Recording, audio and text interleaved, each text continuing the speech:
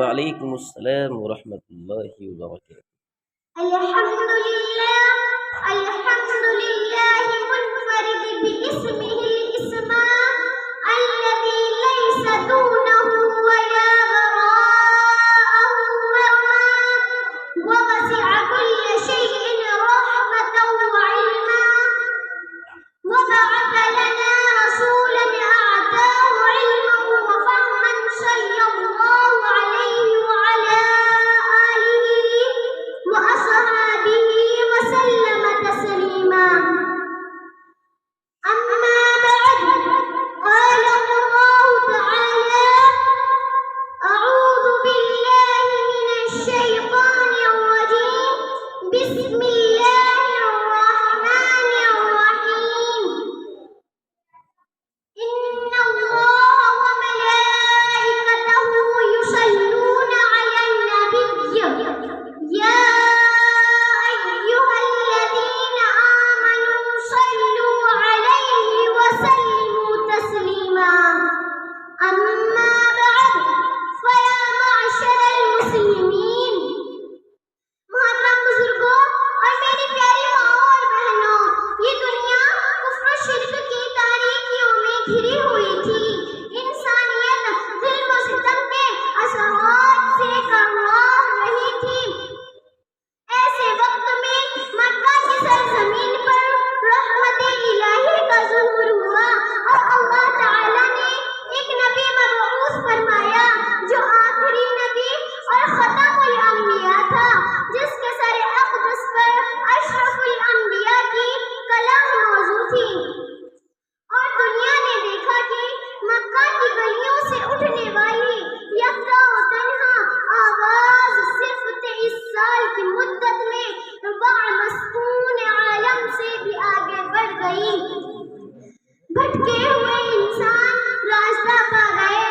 کفر و شرک کی تاریکیوں میں ہاتھ پیر مارنے والا انسان اجالے میں آ گیا اور دنیا نے جان لیا کہ نبی کیا ہے اور باطل کیا ہے. یہ نعمت صرف اس کے وجود تک محدود نہ تھی. اس آفتاب کی کرنیں کسی زمانے تک دھوپ فشانی نہیں کر رہی تھی، بلکہ آج بھی اس کی روشنی دلوں کی تاریکیوں کو کافور کر رہی ہے. درود شریف کے فضائل بے شمار ہیں.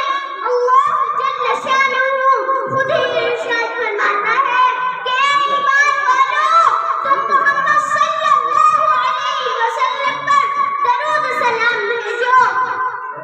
خدا حضور صلی اللہ علیہ وسلم نے ارشاد فرمایا: جو مجھ پر ایک مرتبہ درود بھیجے گا، اللہ تعالی اس پر 10 رحمتیں نازل کرے گا. امام ترمذی اپنی کتاب میں حضرت عبداللہ بن مسعود رضی اللہ عنہ سے ایک روایت نقل فرماتے ہیں کہ حضور صلی اللہ علیہ وسلم نے ارشاد فرمایا: قیامت کے دن سب لوگوں سے قریب وہ شخص ہوگا جو مجھ پر زیادہ سے زیادہ درود شریف پڑھنے والا ہوگا. ایک بار حضور صلی اللہ علیہ وسلم نے ارشاد فرمایا: اس شخص کی نام خاک آلود ہو، اس کے سامنے میرا ذکر کیا جائے اور وہ مجھ پر درود نہ بھیجے. الغرض حدیث میں درود شریف کی بہت فضیلت آئی ہے. امت محمدیہ تقریباً میں تمام فرقوں کا اتفاق ہے.